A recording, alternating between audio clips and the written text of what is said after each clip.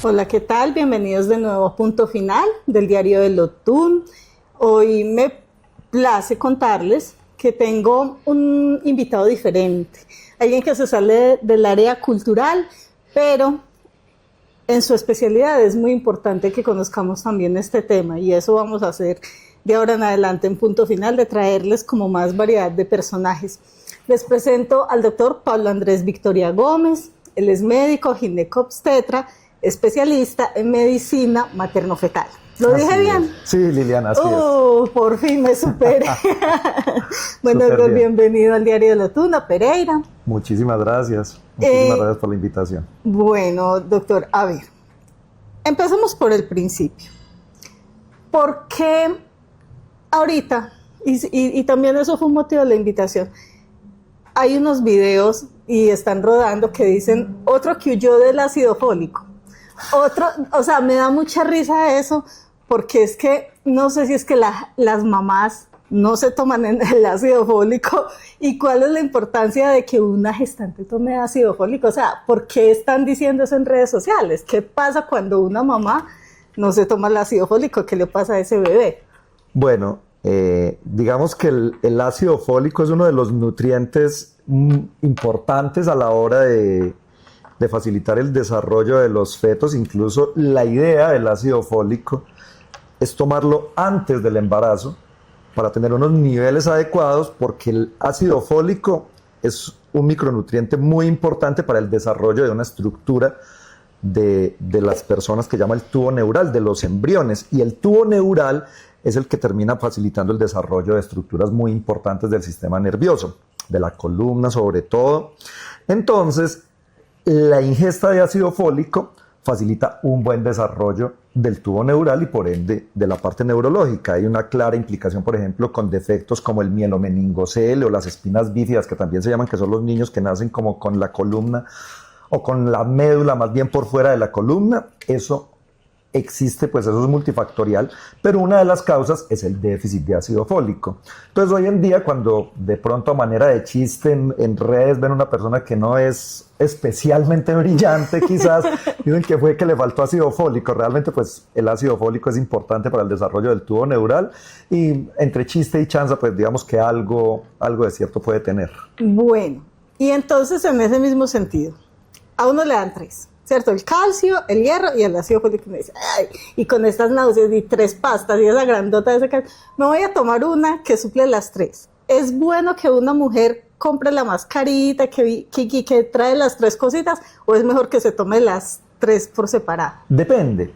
Por ejemplo, hay una dosis estándar de ácido fólico, solamente con 1 miligramo es suficiente, pero en ocasiones, por ejemplo, cuando una mujer ya tiene el antecedente de algún tipo de bebé con este tipo de malformaciones del tubo neural, se recomienda suplementar una dosis un poco más alta. Entonces, digamos que en general los suplementos que traen, digamos, todo combinado suelen suplir, pero en algunos casos especiales, si tengo una paciente, por ejemplo, que tiene una anemia ferropénica, pues una anemia por déficit de hierro y que requiere unos suplementos un poco más enfocados a eso, pues uno puede dirigirlo. Si se requiere un suplemento de ácido fólico, también uno puede dirigirlo. El calcio, digamos que es importante, pero últimamente han salido unos estudios que no validan tanto su uso.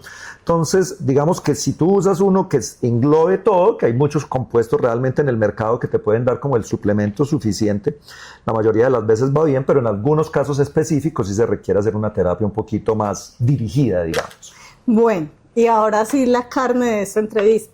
¿Cómo estamos en muertes de neonatos o en nacimientos con malformaciones en el eje cafetero? O sea, ¿cómo está actualmente el índice? Bueno, realmente, pues números precisos no te puedo dar. Yo llevo gran parte de mi carrera, yo me fui hace 18 años, tal vez, yo me fui en el 2008 a estudiar medicina materno-fetal a Chile. Y durante gran parte de mi tiempo, después de que regresé, he estado en Bogotá trabajando en unas instituciones muy prestantes allá. Y allá pues teníamos un grupo de medicina materno-fetal importante, donde incluso éramos un centro de remisión y veíamos muchos niños con malformaciones. Viniéndome acá a trabajar al eje cafetero hace algo así como 5 años, sigo viendo muchos bebés malformados acá, justamente es como el objetivo de que una paciente, una mamá asista a una ecografía con calidad suficiente, realizada por personal que tenga una formación adecuada, que cuente con equipos adecuados, porque como se dice popularmente, esto es de flecha y de indio. O sea, si yo soy un muy buen especialista, pero no tengo una buena máquina, probablemente no voy a tener diagnósticos muy refinados. O si tengo una super máquina, pero no soy una persona idónea, pues tampoco voy a llegar. Entonces esto es una combinación de elementos desde la parte humana y desde la parte técnica. Pero entonces volviendo, Liliana, a tu pregunta, yo creo que aquí, por lo menos en el área tan específica en la que yo me muevo, donde en los hospitales donde trabajo usualmente son centros de remisión, vemos con mucha frecuencia niños con algún tipo de malformación. Además, si tú te detienes un momento a pensar, digamos, a ti te duele la cabeza, entonces vas donde el neurólogo. Estás con molestias respiratorias o del corazón, entonces vas donde el cardiólogo, o gastrointestinales, vas donde el gastro. En cambio, nosotros vemos todo, porque es un bebecito y en ningún otro momento de la vida a ti te evalúan tan detenidamente y de una manera tan completa como cuando estás en la barriguita de la mamá. Porque nosotros en la ecografía le valoramos el cerebro, el corazón, las extremidades, el aparato digestivo, los riñones, la columna y todos los órganos que tú te quieras imaginar de los bebés. En cada uno de ellos pueden surgir malformaciones. Entonces, aquí en nuestro medio surgen muchos bebés con malformaciones. No sé si tenga que ver de pronto algo de la endogamia que se da mucho, sobre todo en los municipios. Es muy común que tú de pronto puedas tener una vida marital con familiares o con personas cercanas, primos o cosas de esas, y eso a veces puede facilitar la aparición de alteraciones genéticas, de alteraciones del desarrollo de los fetos. Entonces, no te puedo dar números exactos, pero no es un tema infrecuente, por lo menos en el área en el que, o en la forma en como yo desarrollo mi trabajo, donde somos un centro de referencia. Uh-huh. Bueno, y la supervivencia de estos niños es alta, o sea, ellos nacen así, pero ¿logran llegar a una vida adulta o es baja? Depende del tipo de malformaciones, porque en esto hay cosas muy severas que desafortunadamente se salen de cualquier tratamiento. Hay muchas cosas que probablemente lo conocen las familias que lo han tenido que vivir, ¿me entiendes? Por ejemplo, nosotros en medicina materno-fetal hacemos un examen que hoy en día afortunadamente es del plano obligatorio de salud y se le hace a todas las mamás, que es una ecografía que hacemos entre la semana 11 a 14, que se llama el tamizaje genético, y que tiene como objetivo primordial valorar el riesgo de problemas genéticos. El problema genético más común entre los seres humanos es el síndrome de Down. Y creo que todas las personas hemos visto un niño, una persona con síndrome de Down en la calle, en la familia, en el centro comercial. Y esa es la más común de todas, ¿me entiendes? Y hoy en día con terapias y con cosas, estas personas con síndrome de Down pueden lograr, digamos, una mucha mejor adaptación a los requerimientos de la sociedad. Pero hay enfermedades mucho más complejas, por ejemplo, que también buscamos dirigidamente en ese tipo de exámenes, como la trisomía 18 o la trisomía 13, que son enfermedades incompatibles con la vida. O sea, de estos bebés tempranamente fallecen porque sus malformaciones son muy severas, usualmente en órganos muy importantes, y al tener una alteración genética de base hace que realmente no se puedan desarrollar. Y esas personas, digamos que lo conoce la persona que lo ha vivido, que lo ha tenido cerca, porque no son personas que tú vayas a ver en la calle como una persona con un síndrome de Down. Entonces, hay cosas sobre las que podemos trabajar, hay cosas que definitivamente uno no va a poder controlar, no hay una terapia, no hay una cirugía que mejore una persona que tiene un síndrome de Down, por ejemplo, pero sí uno puede ofrecerle al paciente y explicarle de antemano, mire, su bebé en estas condiciones debe prepararse para esto, debe prepararse para aquello, y la familia, como el núcleo que va a acoger ese bebé, pues obviamente va a tener un proceso diferente y podrá adaptarse a las circunstancias. En condiciones letales, pues obviamente los papás podrán tomar la determinación de continuar o no con el embarazo. Eso, digamos, en problemas genéticos, grosso modo. Te digo, por ejemplo, hay cardiopatías. Digamos que las cardiopatías son de las patologías más frecuentes que enfrentan los bebés. Y lastimosamente, para valorar el corazón de un bebé, sí se requieren equipos de muy buena tecnología y personas muy capacitadas, porque el corazón tiene muchas cosas, válvulas, ventrículos, arterias saliendo, y cualquiera de esas estructuras es susceptible de tener algún grado de lesión.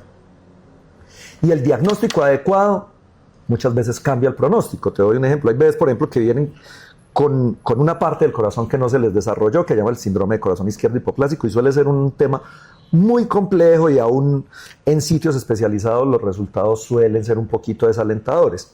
Pero hay otras patologías. Recientemente tengo un caso justamente que estamos manejando. La señora llegó a mi consulta con 28 semanas, todas las ecografías normales. Y le hice yo una ecografía, incluso una ecografía, ni siquiera un ecocardiograma fetal, sino una ecografía normal.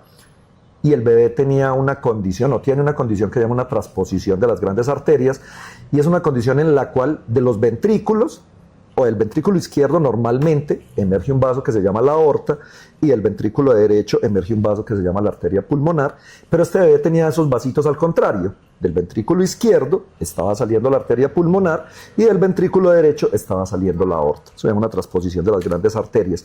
Si ese bebé nace en un hospital cualquiera, mientras se diagnostica, porque estos bebés rápidamente se ponen moraditos porque la circulación no está funcionando bien, entonces mientras se sabe qué es lo que le está pasando, mientras le pueden hacer un ecocardiograma, mientras se remite a un sitio donde se maneja, el chance de que ese bebé fallezca es altísimo. Como eso lo detectamos prenatalmente y eso tiene manejo ya postnatalmente, se hicieron todos los trámites. Los papás en este momento están en una clínica de 4º nivel en Cali, donde el bebé en las próximas semanas va a nacer, y ese bebé, al tener el diagnóstico prenatal y al ponerlo en el sitio óptimo para el momento de su nacimiento, tiene más del 90% de chance de sobrevivir, porque es una cirugía que está muy bien fundamentada, y es volver a poner las arterias como en su punto.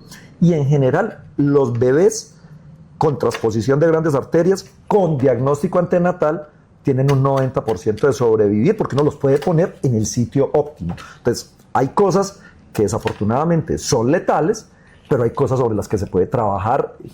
Hay cirugías fetales, por ejemplo, en embarazos gemelares, en bebés que vienen, por ejemplo, con el tema de las que te mencionaba, lo del ácido fólico, bebés que tienen con defectos abiertos del tubo neural, se pueden operar in útero, y esas son tecnologías que están disponibles en nuestro medio. Hacia allá iba, pero con esta locura de la CPS, ¿eso lo cubren o eso hay que pagarlo particular? No. O eso porque como ahorita... Claro, no, tienes toda la razón. Mira, aquí digamos que como hay como una cultura de que nos quedamos siempre, que todo es muy malo. Entonces aquí el sistema de salud, todo el mundo, hay como una cultura de que el sistema es muy malo. Te hablo desde mi perspectiva, o sea, es un tema personal, no tiene que ser la opinión de todo el mundo, pero la mayoría de estas cosas las cubren las entidades de salud. La EPS, ni siquiera tienes que tener así la super prepagada, pues, ¿no? Digamos, hemos tenido casos de bebés, por ejemplo, con defectos abiertos del tubo neural. Incluso creo que aquí hay un grupo en Pereira que alguna vez ha hecho algunas cirugías. Eso, entre más experiencia tú tengas, obviamente, probablemente tus resultados sean mejores. Entonces, usualmente hay como una especie de ruta. Nosotros, cuando diagnosticamos estos casos, si la paciente tiene algún tipo de vinculación al sistema de salud, alguna EPS, nosotros, los grupos que operan son 3 o 4 en el país realmente reconocidos. Entonces, todos estamos en contacto. Oiga, mire, tengo un caso así, esa tiene tal entidad de salud. Listo, mándela, y aquí se encargan de hacer todos los trámites, y todo eso termina cubierto por el sistema de salud. A pesar de lo mucho que decimos que es muy regular, estos pacientes que te digo que se fueron para una superclínica en Cali, tienen un aseguramiento por su EPS y tienen un plan complementario, ni siquiera una póliza como tal, pues tienen un plan complementario que obviamente tú pagas una adicional, y a esa gente le están brindando la mejor medicina del país. Entonces, en general, para las cosas que nosotros hacemos de terapia fetal, la mayoría de ellas son cosas que son cubiertas por el sistema, ¿sabes? Ah, qué bueno saberlo. Bueno, devolviéndonos un poquito, porque antes se veían más las malformaciones de tipo físico, como el pie equinovaro y ahorita son como más neurológicas. ¿Eso va como de acuerdo a la alimentación o qué está pasando en el ambiente de las gestantes? Ajá. ¿O qué? Digamos que en general las malformaciones son un tema multifactorial. a veces cuando tú tienes una susceptibilidad genética y a eso se asocia el factor medioambiental que puede ir desde alimentación, de ingesta de medicamentos. Hay mujeres que de pronto no se han percatado que están en embarazo, de pronto están tomando algún tipo de medicamento que puede causar malformaciones. Entonces, para que se dé una malformación, hay cosas que son del azar. Por ejemplo, cada 1000 niños o cada 500 niños nace un niño con labio leporino. ¿A quién le va a tocar, hombre? Perdóname la expresión, Lilianita, al que esté con un poco de mala suerte. O sea, eso a veces hay algún tipo de circunstancia que lo facilita y algunas personas pueden tener el antecedente o la facilidad, pero en general algunas malformaciones se dan al azar. Y también hay una cosa que es importante hoy en día, probablemente, pues yo ya tengo algunos añitos y probablemente les voy a poner un ejemplo de mi generación. Usualmente en la escuela, en el barrio o en la calle uno veía, por ejemplo, niños con labio leporino. Era relativamente común. Hoy en día tú no los ves tanto. Y no porque no nazcan. O sea, yo con cierta frecuencia diagnostico bebés con labio leporino y paladar hendido. Pero hoy en día las reparaciones son tan eficientes y de una calidad funcional estética tan adecuada que no se quedan notando. Lo mismo sucede, por ejemplo, con lo que tú mencionabas del pie equino. El pie equino, digamos, es una patología que, digamos, cuando es un pie equino solito, es mucho más fácil usualmente de recuperar, porque además el pie equino tiene una ventaja y es que el bebé cuando nace pues no camina. Entonces, ¿me entiendes? Tiene todo un gap de tiempo inicialmente para empezar su proceso de recuperación. Y hay muchos bebés incluso que solamente con irles colocando unos yesitos que los van llevando a que enderecen su piecito, con eso a veces es suficiente. Otras veces se requieren procedimientos quirúrgicos, pero usualmente se hacen antes de que el niño empiece a marchar. Entonces, usualmente, por ejemplo, patologías como el pie equino, si es aisladito, con aislado me refiero a que no haya ninguna otra malformación adicional, en general les va bien. En el labio leporino, en general les va bien cuando son temas aislados. Entonces, digamos que yo utilizo a veces una frase que puede ayudar de pronto un poquito a las mamás. Mira, cuando una mamá va a una ecografía, siempre va esperando que le digan que el bebé está muy bien. Lo primero que preguntan todas las mamás, ¿y qué es? Vienen en la esquina, ¿y qué es? Es lo primero. Y de pronto también se da el mensaje para, mire, una ecografía es tan importante que obviamente todos queremos saber el sexo de nuestros bebés, pero lo que se está estudiando y lo que se está jugando es tan importante que el sexo casi que debería ser una cosa secundaria. Pero entonces yo le digo a las mamás, mire, dentro de las muchas cosas muy malas que nosotros diagnosticamos, como te digo, a veces cardiopatías severas, problemas cerebrales severos, siendo obviamente el labio leporino o el pie equino, solo por poner algunos ejemplos, malformaciones y cosas que requieren un manejo, el resultado al final de la historia suele ser muy bueno. Entonces, dentro de las cosas muy malas que le pueden pasar a los bebés, quizá el pie equino o el labio leporino son de las cosas menos malas y que hoy en día tienen la posibilidad de tener una muy buena recuperación y un manejo óptimo ya con otros especialistas. Digamos, nosotros nos encargamos del diagnóstico prenatal. Eso permite que los papás se preparen, permite que los especialistas se preparen, que se pueda preparar el momento del parto. No es lo mismo, Liliana, que cuando el día del parto tú estás esperando que todo sean buenas noticias, que todo sea divino, la familia esperando y que te digan, oiga, su bebé tiene un problema. Es mucho más complejo a que cuando tú ya previamente, con un buen diagnóstico prenatal, ya sabes a lo que te vas a enfrentar, se puede preparar todo. Obviamente el escenario es completamente diferente para una familia y para los médicos tratantes. Al principio usted decía que podía ser muy bueno el especialista, pero muy mala la máquina. Es que yo he conocido muchos casos de gente que me dicen, mi niño nació con síndrome de Down y nunca me dijeron, o sea, me dijeron cuando nació. Sí, entonces mira, en esto yo creo que es súper importante y quizá uno de los mensajes claves de esto, cuando usted se quiera hacer una ecografía, busque personas reconocidas. Usualmente, las personas que nos dedicamos a esto, trabajamos con buenos equipos. Y lo que te decía esto es de tener un buen equipo y una persona con conocimiento. Entonces tú vas y consigues ecografías en cualquier parte, que a veces te cobran hasta a veces un dinero importante. He tenido casos de señoras que les cobran como si fuera un sitio súper guau y les hacen unas ecografías pésimas que la información que uno puede sacar de ahí es muy mala. Realmente no sirven. O sea, he tenido pacientes que le he dicho, mire, si a usted le dieran plata por esta ecografía, igual le seguía saliendo cara. O sea, son de verdad pavorosas. Tuve recientemente un caso, llegó una señora a mi consulta. Ah, ¿y tú por qué vienes a consulta? No, doctor, es que tengo un embarazo gemelar.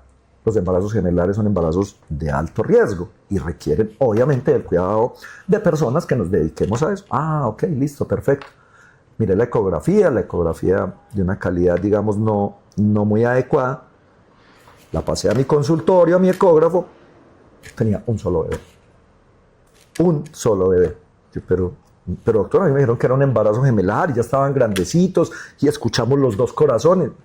Me da mucha pena con usted, pero aquí hay un solo bebé. O sea, entonces, si yo no tengo un buen equipo, la persona no sabe, pueden caer en un montón de errores y en un montón de imprecisiones que el mensaje esto es, vayan a buenos sitios.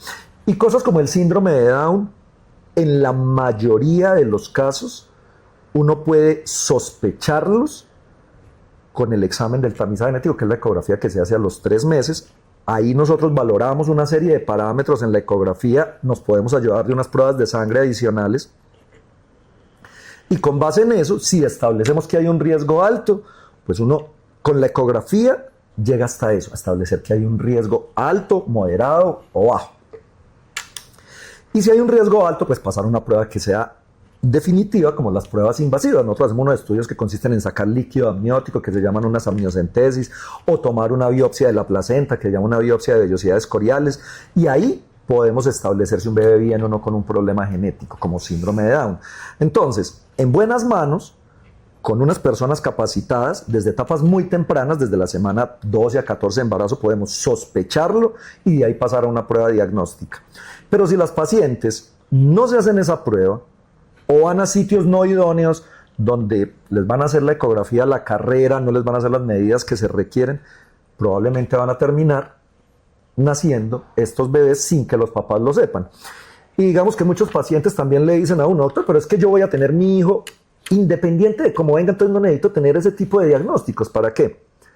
Y es una posición que puede ser válida, pero es que tener un diagnóstico prenatal no está encaminado a que usted decida continuar o no con el embarazo. Digamos que eso es una decisión que está abierta sobre la mesa y que uno como papá puede decidir si ante la circunstancia difícil de un bebé continúa o no con el embarazo. Y eso no hay médico que te pueda imponer un camino o el otro, es uno como papá el que decide. Pero el diagnóstico prenatal, para los bebés que le dicen a uno, es que yo igual voy a tener a mi hijo, claro, pero volvemos al escenario de la sala de partos. No es lo mismo que a ti te digan que tu bebé viene mal el día que está naciendo, a que tú de antemano lo sepas y puedas preparar todo el equipo que requiere un bebé en ciertas condiciones para que nazca de la mejor manera. Ah, pero qué maravilla conocer todo eso. Bueno, es un tema, usted tiene redes sociales donde la gente pueda, como los que tienen curiosidades, ¿cuáles son? Me pueden buscar en Instagram como Dr. Pablo Victoria, ese es mi Instagram, que es básicamente la red social que utilizo. Por ahí ocasionalmente pongo información alrededor de lo que nosotros hacemos, de esto de la medicina materno-fetal. Ahí me pueden seguir y igual pues también ocasionalmente vengo aquí a trabajar a Pereira, ocasionalmente me pueden encontrar acá. Trabajo en Manizales también con el Hospital de Caldas y en la Fundación Santa Fe en Bogotá. Incluso la Fundación Santa Fe tiene el proyecto de abrir una clínica aquí en Pereira. Mucho no, el proyecto no, eso es una cosa que ya está estructurada. Si no estoy mal, se va a abrir en el segundo semestre de este año. Y como yo ya estoy vinculado con la Fundación en Bogotá, pues la idea es también venir a ocupar algunos espacios acá y en todos esos sitios me pueden encontrar. Buenísimas noticias para las señoras que se le van a apuntar a la maternidad. Bueno, doctor, por acá siempre bienvenido. Muchas Cuando gracias, haya cosas Liliana, para contar, las puertas del periódico abiertas, lo dejo para que se despida. Bueno, pues agradezco a Liliana, al Diario del Otún, este espacio. De verdad mi mensaje para las mamás, para las mujeres que tienen su idea de embarazarse, siempre que vayan a una ecografía, busquen sitios idóneos, sitios donde usted vean que la calidad de su ultrasonido, el especialista que les explique, que les diga lo que está pasando, sea suficiente para ustedes. Y si tienen dudas, pues saben que pueden siempre buscar alternativas y una segunda opinión. Uno en esto no termina de sabérselas todas y a veces ante un diagnóstico desafortunado vale la pena intentar buscar alguna otra opinión que le confirme a uno lo que está pasando o que le dé otra perspectiva del asunto. Lo que les pueda servir, estoy para eso. Muchas gracias, doctor. Y a ustedes también. Gracias por siempre estar pendientes del periódico, del contenido. Los veo después.